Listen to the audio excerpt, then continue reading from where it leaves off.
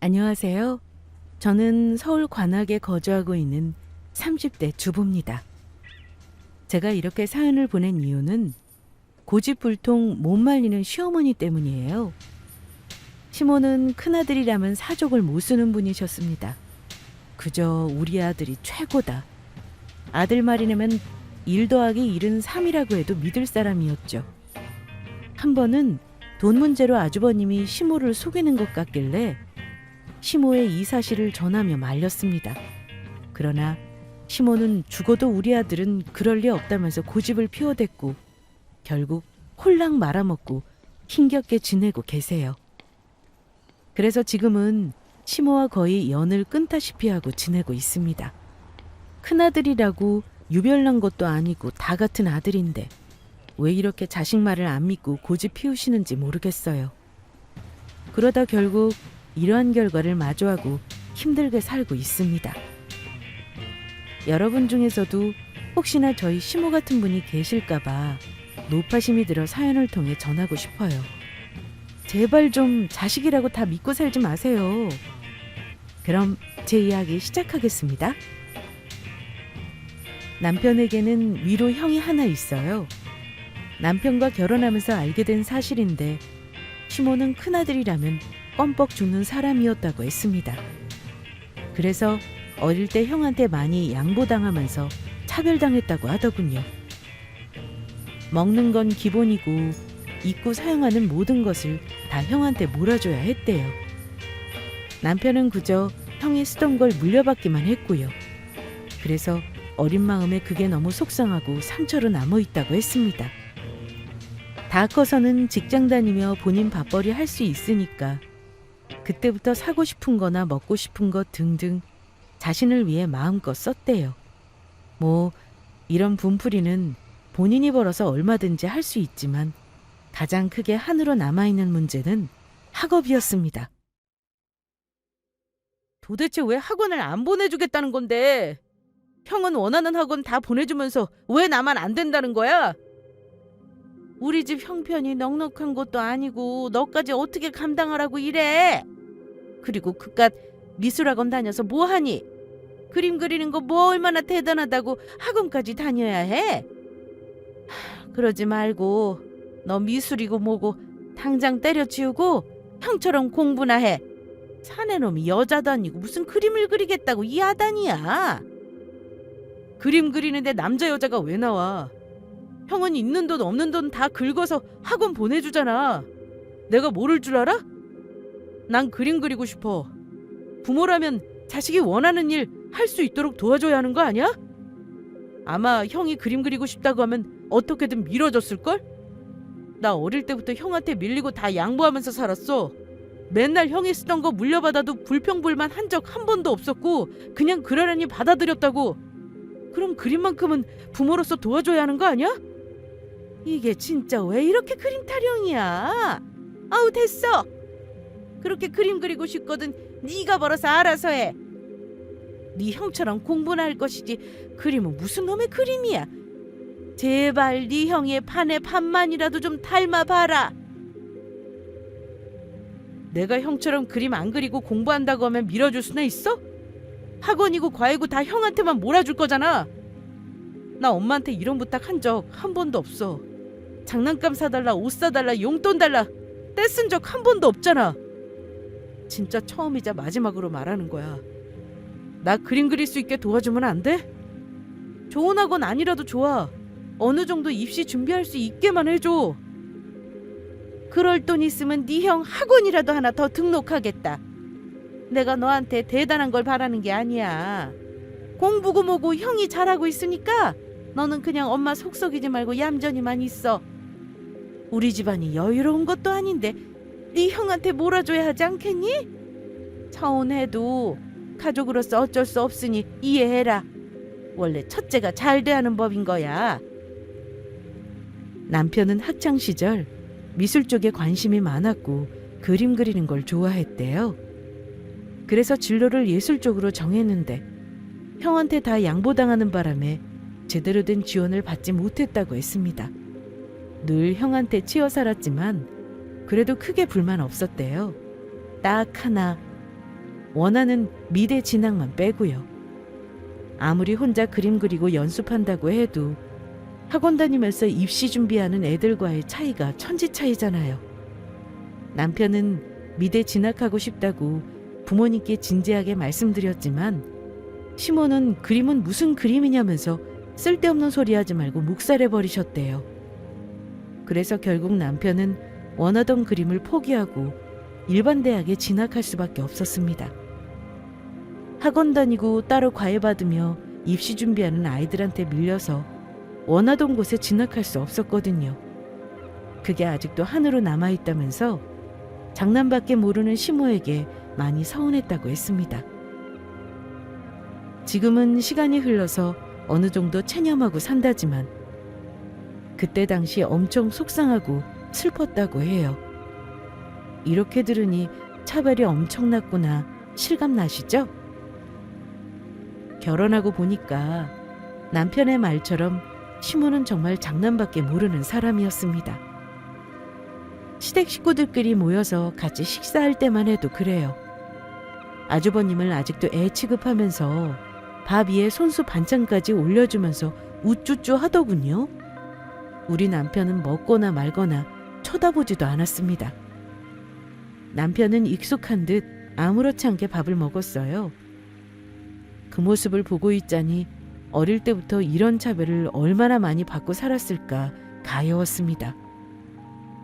그래서 저라도 챙겨줘야 하겠다 싶어서 시댁에 있을 때는 신경 쓰면서 챙겨줬지만 이럴 때마다 시모와 부딪힐 수밖에 없었어요. 예를 들어서 식사할 때 고기 반찬 같은 게 있으면 시모가 다 아주버님 앞에 몰아주거든요. 그래서 제가 남편도 많이 먹으라고 슬쩍 앞에다 가져다 놓으면 시모는 못마땅한 얼굴로 한번 쳐다보다가 바로 아주버님 앞에 원위치 시키곤 했습니다. 그래도 굴하지 않고 계속 우리 남편도 챙기려고 하니까 마음에 안 들어 한 소리 하더군요. 아니 너희 집에서 밥 안 먹니? 고기 사 먹을 돈이 없는 것도 아닌데 왜 이렇게 못 먹어서 안달이야? 못 먹어서 안달난 게 아니라 같이 좀 먹자고 이러는 거잖아요. 솔직히 맛있는 거 나오면 어머님이 죄다 아주버님 앞에 가져다 놓으시잖아요. 우리 구이도 있는데. 그건 큰애가 몸이 약해서 더 잘 챙겨주려고 그러는 거지. 둘째는 큰애에 비해 키도 크고 건강하잖니. 그리고 네가 오죽 잘해줘. 요즘 밖에서 많이 힘든지 우리 큰아들 살 빠진 것 좀 봐라. 이러니 내가 안 챙겨주고 배겨? 아주버님 살 안 빠지셨는데요? 저번에 뵀을 때랑 그대로인데요? 살 빠진 건 우리 남편이 더 빠졌죠. 요즘 야근이다 출장이다 쉬지도 못하고 이래서 그런가 살 빠진 것 좀 보세요. 빠지긴 뭘 빠져 그대로구만. 그리고 너는 그렇게 눈썰미가 없어서 어떡하니. 딱 봐도 볼살 쏙 빠졌잖아. 그리고 둘째는 스스로 잘 챙겨 먹고 다녀서 괜찮아. 집에서 너도 잘 챙겨주잖니. 우리 큰애는 어릴 때부터 입이 짧아가지고 누군가 안 챙겨주면 잘 안 먹어. 이럴 때 옆에서 아내라도 있으면 잘 챙겨 먹일 텐데 혼자 지내니 밥이고 뭐고 잘 챙겨 먹겠니? 집에 오면 나라도 챙겨줘야지. 한 끼 잘 안 챙겨 먹는다고 큰일 나는 것도 아닌데 양보 좀 해라. 우리 큰애 먹을 것도 없어 죽겠는데 욕심 많아서는. 욕심이 아니라 같이 먹자는 거잖아요. 가족끼리 모여서 식사하는 건데 아주버님 앞에만 죄다 가져다 놓으시면 우리는 뭐 먹으라고요. 진짜 먹는 거로 그러시는 거 아니에요. 누구는 입이고 누구는 주둥인가요, 어머니? 정말 너무하세요. 아유 시끄러워. 그렇게 불만이면 네가 직접 사다 해먹으면 되잖아. 여기 있는 반찬이며 고기들 죄다 우리 큰애 주려고 한 거야. 아침부터 일찍부터 장 보고 손질해서 만든 것들인데 큰애 입에 더 많이 들어가야 하는 거 아니니? 아니 그래도 아유 그만 못해? 애가 밥상 머리 앞에서 왜 이렇게 말이 많아? 그렇게 불만이면 네가 직접 음식 해먹이든가. 원래 남편은 아내가 챙기는 거다. 여러 가지 차별로 서러운 게 참 많았지만 그 중에서도 가장 크게 서러운 건 먹는 거로 차별하는 겁니다. 저도 이렇게 억울하고 서운한데 남편은 오죽하겠어요. 하도 큰아들밖에 모르니까 한편으로 우리 남편은 주워온 자식인가 아버님께서 밖에서 낳아온 자식인가 하는 의심마저 들더군요. 그래서 남편한테 우스갯소리로 출생의 비밀이 있는 거 아니냐고 물었더니 남편도 그게 의심스러워서 검사해 본 적이 있대요. 하도 형하고 본인하고 차별하니까 난 주워온 자식인가 보다 싶어서 성인이 된 후 가족들 몰래 칫솔로 검사를 해봤답니다. 그리고 놀랍게도 친자일 확률 99%로 친아들이 맞았대요. 그래서 그때부터는 그냥 인정하기로 했답니다. 한때는 친자식이 아니라서 이러나 보다 하고 이해했었는데 친자식이 맞는데도 이러는 거 보면 시모의 모든 모성이 첫째한테만 향해 있구나라고 인정할 수밖에 없었대요. 저희 남편 정말 불쌍하지 않나요? 형이랑 차별받는 것도 모자라서 이걸 당연하게 인정하고 살아야 한다는 것이 얼마나 불쌍합니까? 시모도 시모지만 아주버님도 그래요. 시모가 본인만 챙겨주는 걸 은근히 즐긴다고 해야 할까요? 어릴 때부터 본인만 챙겨주고 동생이랑 차별하는 모습 보고 자랐으면 보통 본인이라도 동생을 챙겨줘야겠다 이렇게 생각하지 않나요? 엄청 대단하게 챙겨주는 건 아니더라도 시모 몰래 조금씩 챙겨줄 수 있잖아요. 남도 아니고 본인 친동생인데 말이죠. 시모가 그럴 때마다 아무 말 없이 넙죽넙죽 받아먹고 이런 상황이 당연하다 생각하는 태도가 너무도 얄미웠습니다. 저러니 이혼당하고 사나보다 싶었어요. 원래 우리 부부 결혼하기 전에 아주버님이 먼저 결혼했는데 1년 만에 이혼했습니다. 왜냐고요? 안 봐도 뻔하죠. 시모 때문에 이혼당한 거예요. 남편한테 듣기로 형님 마음고생에 말도 못했다고 하더군요. 우리 남편한테는 큰 관심이 없어서 저는 시집살이를 비켜갔지만 형님은 달랐어요. 이래저래 간섭하는 건 기본이고 며느리를 본인 아들 돌봐주는 식모 취급했답니다. 글쎄 신혼집 마련해준다는 핑계로 시댁이랑 가까운 곳에 집을 얻어서 매일같이 감시하고 잔소리했대요. 큰아주머님 댁에서 잠만 안 잘 뿐이지 매일같이 방문해서 이것저것 참견하고 괴롭혔답니다. 너 지금 이게 뭐 하자는 거냐? 집안 꼴도 엉망이고 냉장고에 있는 음식이 왜 이렇게 부실해? 내가 우리 아들 챙겨 먹이라고 했지? 남자가 밖에서 큰일 하면 여자가 집에서 잘 내조하고 챙겨야 할 거 아니야. 어떻게 하나라도 마음에 드는 구석이 없니? 내가 일일이 쫓아다니면서 다 잔소리해야 해? 우리 애는 끼니 때마다 다른 국 먹여야 한다고 누누이 말했잖아. 왜 이렇게 말귀를 못 알아먹어? 가뜩이나 입도 짧아서 많이 못 먹는 애를 이런 식으로 대접하면 쓰겠니? 그러다 입맛 없다고 안 먹고 쓰러지기라도 하면 어쩔 거야? 네가 다 책임질 거야? 그리고 와이셔츠는 왜 이 모양이야? 세탁소 같은 데 맡길 생각 말고 네가 직접 다려라. 남편 옷 다른 사람한테 맡기는 거 아니야?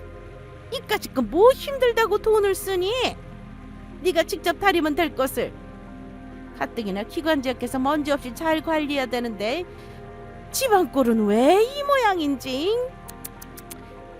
이게 다 게을러서 그런 거야. 너네가 일일이 다 확인해 볼 거니까 아침에 끓인 국 다 버리고 먼지 없이 싹 청소해라. 아이 뭐해? 얼른 빠릿빠릿하게 움직이지 않고.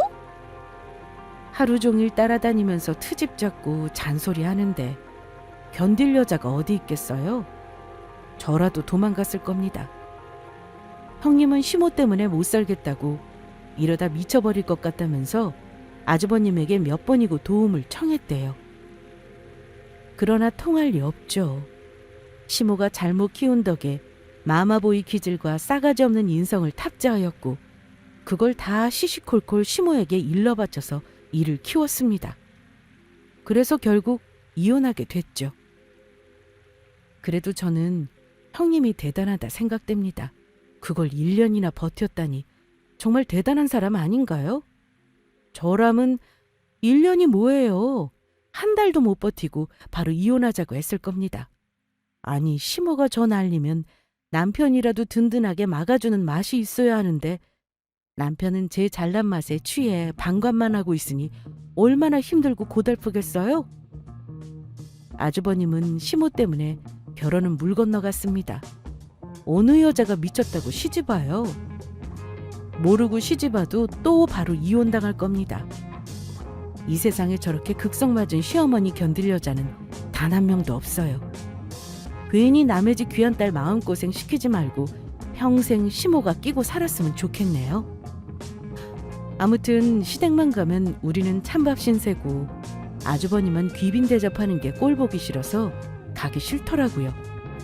갈 수 있지만 이런저런 핑계와 거짓말로 안 간 적도 많았습니다. 정말 중요한 가족 행사나 명절 아니면 거의 연락도 잘 안 하고 왕래도 거의 없었어요. 아주버님과 남편도 그리 우애 있는 형제 사이가 아니니 서먹서먹했습니다. 그렇게 1년 두세 번 볼까 말까 하던 차에 하루는 시모가 중요하게 전할 말이 있다면서 시댁으로 다 모이라고 하더군요. 가봤자 또 아주버님만 챙길 게 뻔해서 가기 싫었지만 꼭 오라는 당부에 하는 수 없이 남편과 시댁에 들렸습니다. 그랬더니 역시나 아주버님이 좋아하는 음식들로만 빼곡하게 차려져 있었어요. 무슨 대단한 이야기를 하려는지 몰라도 대충 먹고 빨리 나와야겠다고 생각했죠. 어머니, 중요하게 하실 말씀이 있으시다면서요. 무슨 일로 부르신 거예요? 별건 아니고 재산 문제 때문에 불렀어. 뭐 물려줘봤자 이 집이 전부지만 어쨌거나 모두 알아야 할 사안이니까 이렇게 모이라고 했다. 그동안 아파트 값도 많이 올랐고 더 오를 것 같지 않아서 팔아버리고 큰애한테 물려줄까 한다. 이 집을 처분하신다고요? 그럼 어머님하고 아버님은 어디서 지내시려고요? 아이, 큰애 집 있잖아. 거기서 같이 지내면 되지. 어차피 그 큰 집에 아들 혼자 있는데 우리랑 같이 살면 좋지 뭐. 그럼 이 아파트 팔아서 아주버님께 다 물려준다는 말씀하려고 오라고 하신 거예요? 그래, 혹시나 이 집 언제 물려주나 기대하고 있을까봐 초저녁에 마음 접으라고 알려주는 거다. 언제 물려주시려나 목 빠지게 기다린 건 아니지만 그래도 어떻게 아주버님께만 다 물려주신다고 말씀하세요? 우리 남편도 어머님 아버님 자식이잖아요. 자식이라고 다 물려줘 한다는 법이라도 있니? 우리 재산 주고 싶은 자식한테 물려주겠다는데 뭔 상관이야? 해도 너무하시니까 그렇죠. 제가 뭐 돈 바라고 이러는 건 아니지만 그래도 이건 아니잖아요. 어릴 때부터 그렇게 아주버님이랑 비교하면서 차별하셨으면 재산이라도 어느 정도 챙겨주셔야 하는 거잖아요. 그이한테 미안하지도 않으세요? 미안할 게 뭐 있어. 동생이 형한테 양보해 줄 수도 있는 거지. 너희들은 잘 모르겠지만 지금 큰애 사정이 안 좋아.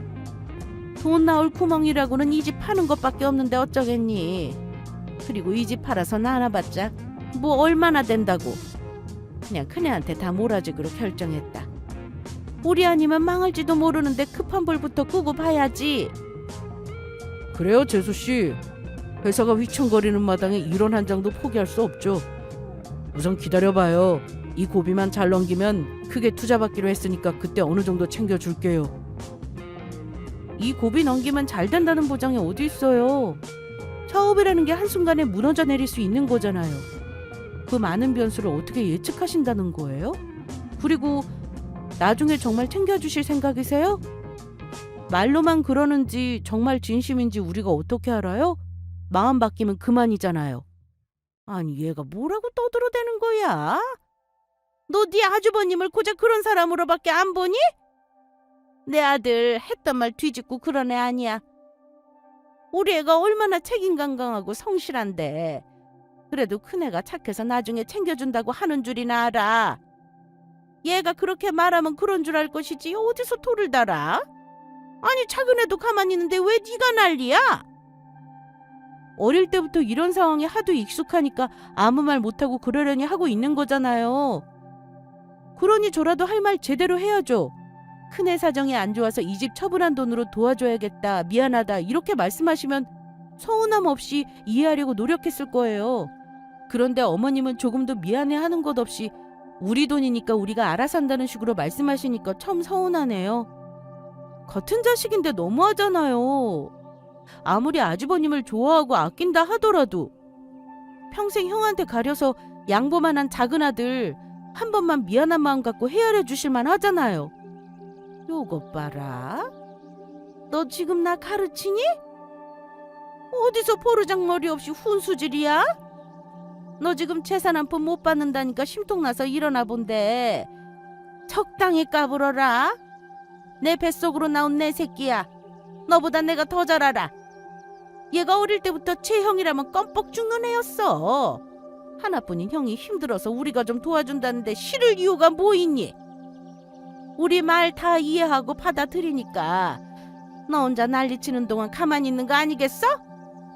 안 준다는 것도 아니고 큰애 하는 일 잘 풀리면 어느 정도 챙겨준다는데 왜 사람 말을 못 믿어? 내가 아주 그동안 참 좋은 시어머니였지. 그러니까 네가 이렇게 겁도 없이 까부는 거잖아. 그렇지? 시댁이 얼마나 무서운 곳인지 어디 한번 맛 좀 보여줘? 그만하세요. 늘 당하고만 산 남편을 생각하니 제가 다 억울하고 서러워서 시모한테 따지고 들었습니다. 그러자 시모는 협박까지 하면서 저를 몰아세웠어요. 그때 보다 못한 남편이 침묵을 깨고 소리쳤습니다. 남편은 시부모에게 큰 기대가 없는 사람이었어요. 하도 차별받고 살아서 웬만한 거는 크게 상처받지 않고 그러려니 넘겼습니다. 그만큼 마음이 많이 무뎌진 상태였어요. 그래서 항상 저만 뭐라고 구시렁거렸지 남편은 크게 동요하지 않았습니다. 그러다 시모가 저한테 막 뭐라고 하니까 그제야 그만하라면서 처음으로 소리쳤어요. 갑작스런 상황에 우리 모두 놀라서 남편을 쳐다봤습니다. 저 평생 형한테 가려져서 제대로 된 사랑 한번 못 받고 컸어요. 늘 형이랑 비교당하면서 암묵적인 희생을 당연하다 생각하며 컸다고요. 저는 하도 당하고 이런 일이 익숙해서 괜찮지만 이 사람은 아니에요. 왜 제 아내한테까지 뭐라고 하세요? 어머, 얘 좀 봐. 너 지금 엄마 앞에서 네 아내 편드니? 편드는 게 아니라 경고하는 거예요.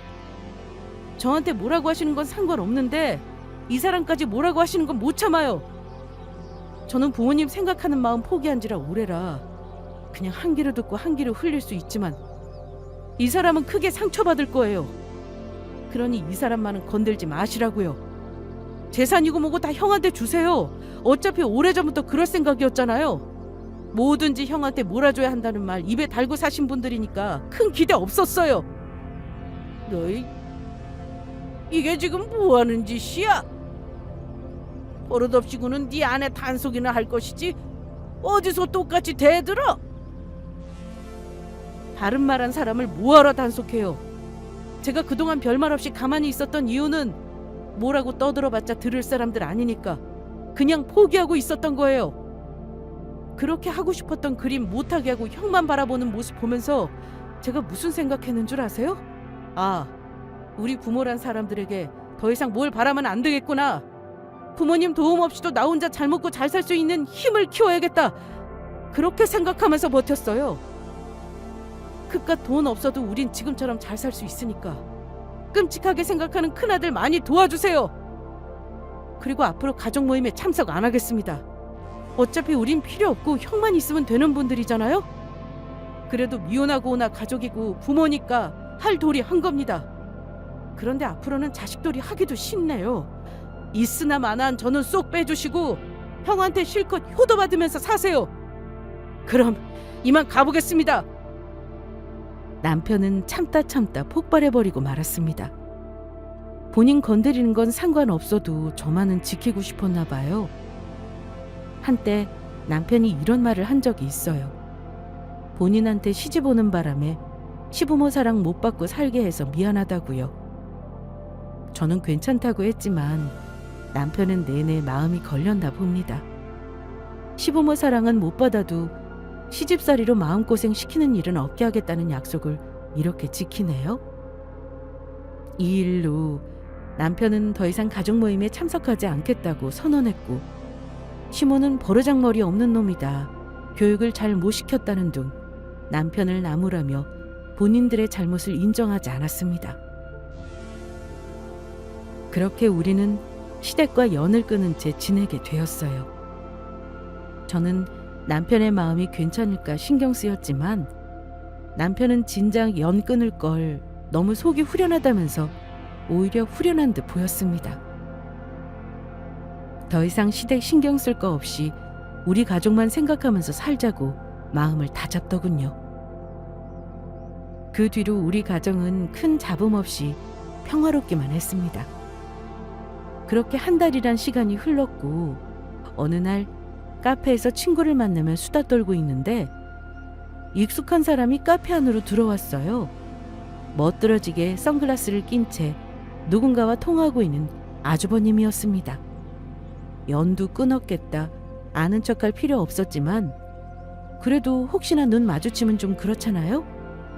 다행히 아주버님은 제 쪽을 쳐다보지 않았고 저만 아주버님을 알아봐서 고개를 숙였습니다. 그렇게 대충 얼굴을 가리고 친구랑 대화를 이어나가면서 아주버님의 통화 소리를 듣게 되었는데 대화 내용이 뭔가 이상하더라고요. 아, 글쎄 괜찮다니까. 내 말 한마디면 그냥 껌뻑 죽는다고 몇 번을 말해. 다 알기 전에 조용히 뜨면 그만이야. 아파트값 들어오면 챙길 것만 챙기고 몰래 튀어야지. 어? 효도는 무슨. 우리 놓친애들은 어떻게든 살아남을 인간들이라니까. 어떻게 되거나 말거나 뭔 상관이야. 돈만 챙기면 됐지. 평생 믿고 산 아들이 뒤통수 칠 거라고 상상이나 했겠어. 동생 놈 영 끊다시피 해서 모를 거야. 뭐 나중에 나 없으면 놓친 애가 연락해서 도와달라 하겠지. 나한테 돈 떼어 먹여도 알아서들 살 인간들이니까 걱정할 필요 없어. 우린 놓친 애들이 주는 돈으로 놀 궁리만 하면 된다고. 저를 몰라본 아주버님은 제 뒷자리에 앉아 통화했고 내용이 심상치 않았어요. 자세한 건 확인해봐야 하지만 아무래도 시부모님 돈을 갖고 튀려는 듯 했습니다. 집에 돌아온 후 이 사실을 시부모님에게 어떻게 알릴까 고민했고 남편에게 카페에서 들은 이야기를 전했어요. 그러자 남편은 우리가 상관할 일 아니라면서 그냥 내버려 두자고 하더군요. 괜히 엮여서 안 좋은 일 당할 수도 있고 하도 징글징글해서 생각조차 하기 싫다고 했습니다. 그래서 저 혼자 이걸 어쩌면 좋을까 고민하다가 시부모님께 말씀드리기로 했어요. 만약 정말 아주버님이 두 분을 속이려고 하는 거라면 이 일을 계기로 믿었던 도끼에 발등 찍힐 수 있겠다. 큰아들에게 대차게 실망하고 뭔가를 깨달아서 남편한테 사과할 수 있지 않을까라는 기대감이 생겼습니다. 남편 몰래 시댁에 방문했고 마침 두 분이 다 계시더라고요. 저는 카페에서 들은 이야기를 전하며 이 집을 팔면 안 된다고 말렸습니다. 그러자 시모는 어디서 헛소리냐면서 제 말을 믿지 않았어요. 왜 사람 말을 못 믿으세요? 되게로 똑똑히 들었다니까요. 그때 경황이 없어서 미처 녹음은 못했지만 확실히 그렇게 말했어요. 이 집 팔아서 아주버님 주면 두 분 큰일 난다니까요. 정확한 건 확인해봐야 알겠지만 아무래도 돈 받고 도망가려는 속셈 같았어요. 아주버님이 하는 사업 괜찮은 거 맞아요? 돈만 받으면 바로 도망갈 기세던데? 이게 갑자기 찾아와서 뭔 헛소리야? 너 미쳤니? 우리 큰애가 도망을 왜 가? 그건 저야 모르죠. 그러니까 아파트 팔아서 덥석 주지 마시고 잘 한번 알아보세요. 제 생각에는 사업 어렵다는 건 핑계 같고 이 집 팔아서 돈만 가로채려는 것 같아요. 그러니까 우리 큰애가 왜 그런 짓을 하냐고. 동네 사람들한테 물어봐라. 내 아들이라서가 아니라 행실이 얼마나 올바르고 세상 효자인데. 우리 애 착한 거 동네 사람들 다 알아. 그런 애를 부모 돈 떼먹고 버리는 천하의 못된 인간으로 만들어? 네가 뭔데 내 아들한테 막말이야? 너 지금 큰애한테 재산 다 물려준다고 하니까 배 아파서 이러는 거지? 그래서 어떻게든 회방 넣으려고 말도 안 되는 거짓말로 이간질하는 거잖아? 아니에요. 제가 뭐하러 없는 말 지어내서 거짓말하겠어요. 배 아파서 그러는 거겠지. 아파트 팔아서 떨어지는 콩고물이라도 주워 먹고 싶은데 죄다 큰애한테 준다고 하니 배 아파서 이러는 거 모를 줄 알고? 어디서 수작질이야? 버릇없이 군 거 죄송하다고 무릎 꿇고 싹싹 빌려고 왔나 싶어서 문 열어줬더니 미친 소리나 해대고 아주 잘하는 짓이다. 됐고 더 이상 듣기 싫으니까 나가. 내 집에서 당장 꺼지라고. 글쎄 아니라니까요. 그때도 말씀드렸지만 우리는 돈이고 뭐고 아무 관심 없어요. 남편 말대로 아주버님께 다 줄 거라 예상했고 물려받을 욕심 한 톨도 없어요. 어우 답답해. 속을 꺼내서 보여줄 수도 없고 환장하겠네 정말. 제가 다시 한번 말씀드리는데 아주버님 쉽게 믿지 마세요. 아무리 아끼는 자식이라고 해도 얼마든지 뒤통수 칠 수 있어요. 어머니 제 말 안 듣고 아주버님 믿다가 정말 큰 코 다쳐요. 진짜 제대로 뒤통수 맞을 수 있다고요. 전 그렇게 못 믿어오시면 속는 셈 치고 한 번이라도 확인해 보세요. 돌다리도 두드려 보고 건너라는 말이 있잖아요. 확인해 본다고 손해 보는 거 있어요? 아니잖아요. 이 집 어머님하고 아버님 전 재산 아니에요? 평생 고생해서 겨우 마련하신 집이라면서요. 그럼 의미 있게 사용하셔야지. 믿었던 자식한테 뒤통수 맞고 홀랑 다 뺏기면 어쩌시려고 이래요? 니들이 뒤통수 치면 모를까? 우리 큰애는 절대 그럴 일 없어.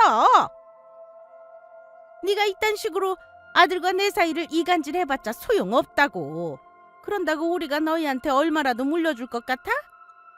자식한테 뒤통수 맞는 부모는 최선을 다하지 않았기 때문에 그런 꼴을 당하는 거야. 우리는 큰애한테 최선을 다했어. 원하는 거 뭐든 다 하게 도와줬다고. 그런 우리를 배신할 리 없지. 앞으로 가족 모임에 참석 안 하겠다고 큰 소리 치고 나가더니 막상 아쉬운가 보지? 그래서 뭐라도 주워 먹으려고 일어나 본데 정신 차려라. 차라리 지나가는 개한테 돈을 주고 말지. 너희한테 줄 돈은 일원 한 장 줄 마음이 없다. 진짜 답답해 죽는 줄 알았습니다. 아무리 아니라고 정말 이러다 큰 코 다친다고 그렇게 설득했지만 듣는 척도 안 했어요. 오히려 아주버님한테 재산 물려주는 게 배 아파서 이간질한다고 생각했습니다. 정말 거짓말 안 하고 이 이야기를 1시간 동안 실랑이 한 것 같아요. 나중에는 도와주려고 이러는 건데 이간질한다는 오해까지 받으면서 설득해야 하나 현타가 세게 왔습니다. 하도 사람 말을 안 믿어주니까 에라 모르겠다. 그래 어디 한번 실컷 당해봐라 싶은 마음이 생겼어요. 알겠어요 그럼. 제가 계속 설득해도 못 믿겠다는 거죠? 어디 한번 믿었던 아들한테 뒤통수 맞고 된통 당해보세요. 혹시라도 나중에 이 일로 저희 탓할 생각 마세요. 저희는 분명히 말씀드렸고 경고했는데 어머님이 못 믿은 거니까 저는 조금의 잘못도 없어요. 아셨죠? 웃기고 있네. 큰 소리 친다고 누가 쫄 줄 알고. 당장 안 나가. 확인 한번 해보는 게 큰일 나는 것도 아니고 참 고집불통이시네요. 어머니 정말 어리석으세요. 그래요. 그렇게 못 믿겠으면 믿지 마세요. 도와주려는 선한 마음도 못 믿고 의심만 하는데 더 이상 말해봤자 뭐예요? 제 입만 아프지? 믿건 말건 어머님 선택에 맡길게요. 저는 전자였으면 좋겠지만 끝내 후자를 선택하신다면 언젠가는 땅을 치며 후회할 날 올 거예요. 나중에 저한테 딴소리 할 생각 마세요. 저는 분명 경고했어요. 제 마지막 말에도 시모는 눈 하나 깜짝하지 않고 콧방귀 뀌었습니다. 하도 속이 터져서 더 이상 마주보며 말하기 싫더라고요. 그래서 큰일 나거나 말거나 그냥 와버렸어요. 저는 할 만큼 했다고 생각했습니다. 카페에서 들은 이야기를 시부모에게 말하지 않고 가만히 있어도 됐지만 끝내 설득하려고 노력했잖아요. 그럼 할 도리 다 한 거죠. 물론 제가 잘못 듣고 오해한 걸 수도 있어요. 만약 정말 시모의 말처럼 아주버님은 그런 사람이 아니라고 해도 속는 셈 치고 확인 정도는 해볼 수 있잖아요. 아니, 확인해본다고 손해볼 게 뭔가요? 돌다리 두들겨보고 안전하게 건너면 좋지 않습니까? 뭐하러 불안하게 언제 무너질지도 모르는 돌다리를 건너가려고 하냐고요. 도와주려는 순수한 마음도 모르고 나쁜 의도로만 보시는 시모 때문에 답답해서 가슴을 몇 번이나 두드렸는지 몰라요. 남편 말대로 그냥 신경 끌걸. 괜히 좋은 일 한 번 해서 시부모와 남편의 사이를 회복해보자 생각했는지 결국 쓸데없는 짓을 하고만 꼴입니다. 시모 때문에 제 속만 터지고 스트레스만 잔뜩 받았어요. 집으로 돌아와서 남편한테 시모를 만나고 왔다고 털어놓았고 역시나 괜한 짓 했다고 인정했습니다. 이 일로 부모와 자식 간의 틀어진 마음을 고쳐볼 수 있지 않을까 기대한 내가 바보라며 한숨을 내쉬었죠. 남편은 본인 때문에 안 겪어도 될 일을 겪게 한다면서 미안해했고 진심으로 자신을 생각해주는 건 역시 저밖에 없다면서 고마워했습니다. 그리고 다시는 시댁에 가지 말라고 했어요. 가봤자 뭐 좋은 소리 듣겠냐면서 그냥 신경 끄고 편하게 살자고 했죠. 이때 저 역시 그래야겠다고 다시 한번 느꼈습니다. 그렇게 똥 밟았다는 마음으로 그날 일을 잊어버렸어요. 그리고 2달이 흘렀을까? 잘 지내던지 말던지 신경 안 쓰고 산 시모에게 전화가 한 통 걸려왔습니다. 여보세요? 야, 이 못된 년아! 너 때문에 우리 지금 길거리에 나앉게 생겼어. 집도 절도 없이 살 판인데 이걸 어떻게 책임질 거야? 뭐라고요? 갑자기 전화해서 그게 무슨 소리예요? 아, 혹시 믿었던 도끼에 발등이라도 찍히셨나? 뭐야? 어? 너 지금 아주 고소해 죽겠다 이거지? 아파트 팔아서 믿고 큰아들 놈한테 다 넘겨줬는데 글쎄 그것이 그 돈 들고 튀었다. 알고 보니 사업자분 지 오래고 우리랑 같이 살자던 집은 단기로 빌리는 월세더라. 며칠 출장 간다고 나가놓고 여태 소식이 없어. 집주인은 계속 끝났으니 나가라고.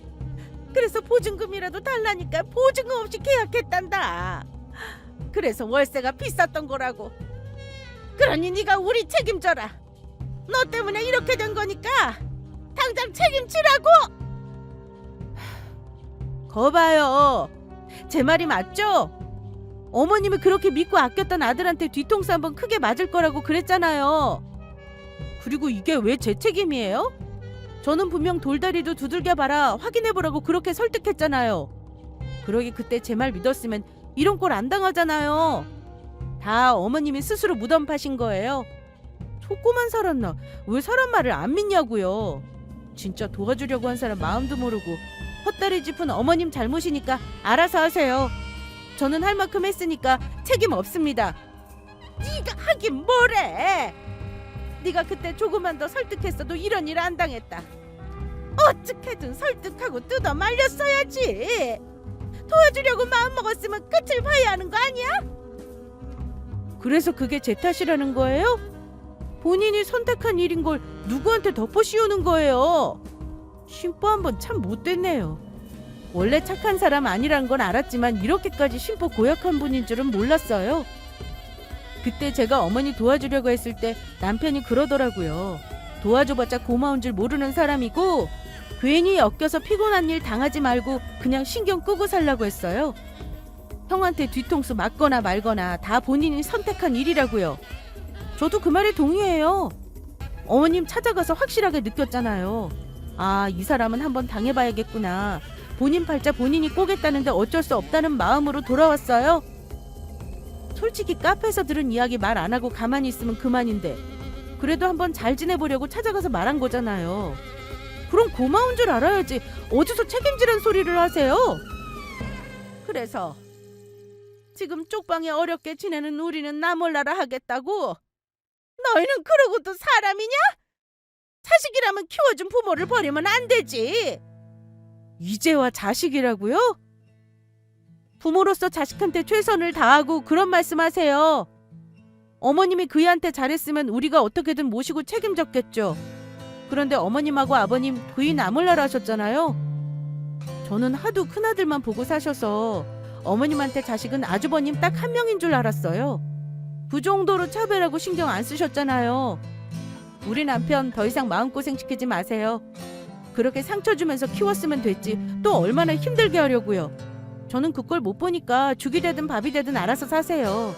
저희는 할 도리며 뭐며 최선을 다했으니 앞으로 연락하지 마세요. 결국 제 말이 맞았습니다. 그날 카페에서 들은 이야기가 범상치 않다 싶더니 아주버님이란 인간은 시부모한테 돈만 쏙 빼먹고 도망갔어요. 그렇게 이상하다 확인해보라고 말렸을 때 듣는 척도 안 하더니 쌤통이다 생각했습니다. 시부모에게 저희는 마지막 희망이고 동아줄과 같은 존재니까 어떻게든 책임지라며 물고 늘어졌어요. 하루에도 수십 통 연락하는 건 기본이고 집까지 찾아와서 곤란하게 했습니다. 누가 보면 떼인 돈 받으러 온 사람들처럼 당당하게 살집이라도 마련해달라고 당당하게 요구하는데 기가 차더군요. 못 준다고 나가라고 하면 행패까지 부리고 경찰도 여러 번 출동했습니다. 하도 사람을 못 살게 해서 시부모를 상대로 접근 금지까지 신청했어요. 이로써 시부모와 완전히 연 끊고 살 수 있게 됐습니다.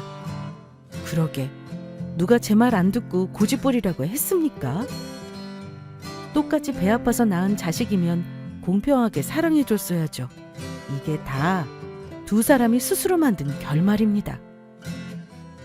시부모님은 지금도 쪽방촌에서 힘겹게 생활하고 있어요. 그리고 남편의 형은 시부모 말고도 여기저기 사기친 게 많더군요. 나중에 알고 보니 다른 사람들 돈까지 빌려서 튀었고 그 돈으로 해외에서 도박하다가 홀랑 말아먹었대요. 수배까지 걸려서 결국 경찰에게 잡혀 한국으로 들어와 감방에서 지내고 있습니다. 하도 오냐오냐 길러져서 쉽사리 고쳐질 인성은 아니지만 그래도 조금이나마 반성하기를 바라요. 우리는 이 인간과 철저하게 선 긋고 우리 가족만 생각하면서 화목하게 지낼 겁니다. 그럼 지금까지 저의 긴 사연 들어주셔서 감사합니다.